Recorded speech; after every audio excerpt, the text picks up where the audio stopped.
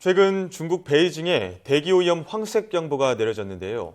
세계보건기구 보고서를 보면 한 해 820만 명이 대기오염에 의한 질환으로 사망하는 것으로 보고됐습니다. 네, 문제는 이렇게 어른들에게도 좋지 않은 대기오염 물질이 우리 아이들의 건강을 위협하고 있다는 겁니다. 오늘 이 시간 대기오염이 아이들에게 미치는 영향에 대해서 전문가와 함께 알아보도록 하겠습니다. 삼성서울병원 환경보건센터 소아청소년과 김지연 교수 연결됐습니다. 안녕하십니까? 네, 안녕하세요. 네, 최근에 대기오염 물질이 우리 아이들에게 어떤 영향을 미치는지 조사하셨다고 들었는데요. 이 구체적인 조사 내용 설명해 주시죠. 네, 저희가 전국 235곳에서 운영하는 대기 측정소에서 그 주변 반경이 한 2km 정도 이내에 거주했던 45개 초등학교 1학년 학생들 약 4,000명을 대상으로 연구를 시행했습니다. 두 가지로 나누어서 분석을 했는데요. 첫 번째는 출생 시점을 기준으로 해서 당시 이제 출생지 주변의 대기질과 초등학교 1학년까지 알레르기 질환이 발생했는지 그 여부 사이에 연관성이 있는지를 조사를 하고, 두 번째는 이미 알레르기 질환이 발생한 아이들에서 최근 1년 이내에 있었던 증상과 현재 살고 있는 거주지 주변의 대기질 사이에 상관성이 있는지 분석한 것입니다. 예. 그렇게 분석한 결과 이 오염물질 가운데 특히 일산화탄소가 알레르기 비염 유발을 높인다고 하던데 정말입니까? 네, 저희 연구 결과에서 보면 생후 첫 1년 동안의 대기 중에 일산화탄소 농도가 평균 0.1 ppm이 증가할 때마다 알레르기 비염으로 진단받을 위험이 1.1배 정도 높아지는 것으로 나타났습니다. 네. 그리고 현재 살고 있는 곳에서 1년 이내에 노출된 대기 오염물질하고 연관성을 분석했을 때에도 일산화탄소 평균 농도가 올라갈 때마다 가려움이나 발진 같은 아토피 피부염 증상이 나타날 위험도 높아지는 것으로 나타났습니다. 그럼 구체적으로 어느 정도 이 아토피 피부 질환 위험 정도가 늘어난다고 볼 수 있을까요? 저희 결과로는 일산화탄소 평균 농도가 1 ppm 오를 때마다 아토피 피부염이 나빠질 가능성이 8.1배 증가하는 것으로 확인이 되었습니다. 네. 예. 그렇다면 일산화탄소는 알레르기 비염뿐만 아니라 아토피 우리 몸에 좋지 않은 영향을 끼치는 것들이 많은데 어떻습니까?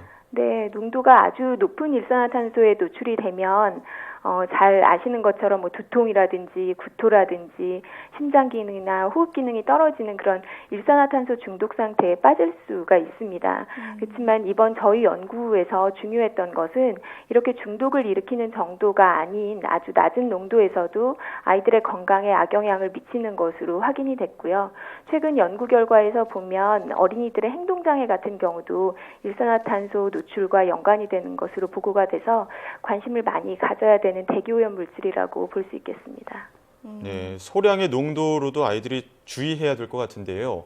일상생활에서 이렇게 일산화탄소에 노출되는 경우는 어떤 경우들이 있을까요? 아무래도 공장지대나 자동차 매연이 굉장히 중요한 오염원으로 알려져 있기 때문에 예. 큰 도로 주변에 사는 경우에는 더 영향을 받는다고 할 수 있습니다. 네. 근데 말씀 듣다 보니까 좀 궁금한 점이 생기는데 이 대기오염 물질은 비단 아이들에게만 이런 알레르기 반응을 일으킨다고 볼 수 있습니까? 성인에 대한 연구 결과에서도 대기오염 물질이 알레르기 질환의 악화와 연고되는 것으로 보고가 되어 있습니다. 하지만 아무래도 어린이들이 호흡기나 면역 기능도 약하고 또 오염물질 흡수도 성인보다 잘 되고 또 실외 활동으로 보내는 시간이 많기 때문에 이런 대기오염 물질에 대한 영향이 상대적으로 더 많다고 생각이 되고 있습니다. 예. 네. 그렇다면 알레르기 질환 외에 이 대기오염 물질로 인해 발생할 수 있는 질환들이 있다면 어떤 것들이 있을까요? 조금 전에 말씀드렸던 어린이들 행동 장애나 예. 높은 농도에 노출되는 경우에 일산화탄소 중독 등을 들 수가 있습니다. 중독이 되면 어떤 현상이 벌어질까요? 머리도 많이 아프고 토할 수도 있고 심한 경우에는 호흡 기능이 아예 저하가 되기 때문에 굉장히 위험한 상태에 빠질 수가 있습니다. 그런 부분을 인지할 수 있는 경우가 있을까요?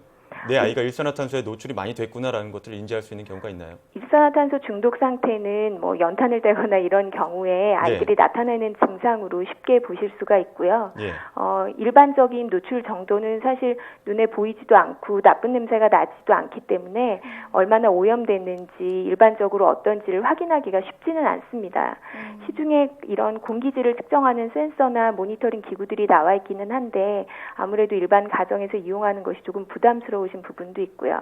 그래서 워낙 실외 대기오염 자체가 실내 공기질에도 굉장히 많이 영향을 미치는 것으로 알려져 있기 때문에 정부나 지방자치단체에서 이 보고해주는 공기질 상태를 확인하고 뭐 환기나 외출 여부를 결정하시는 이런 일산화탄소 농도가 어떤지를 보시는 것이 제일 중요하다고 하겠습니다.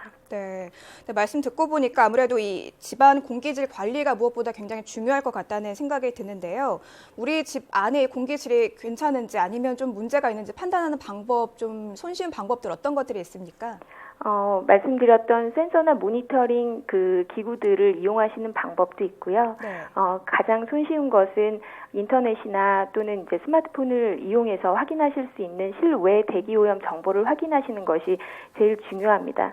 실외와 실내 공기는 굉장히 밀접한 영향이 있기 때문에 실외 공기오염이 문제가 되는 상태는 실내 공기도 좋지 않은 상태라고 보실 수 있습니다. 네. 뭐 스마트폰 앱이나 홈페이지를 좀 참고하면은 집안 공기질 측정에 좀 더 도움이 될 것 같다는 생각이 드는데요.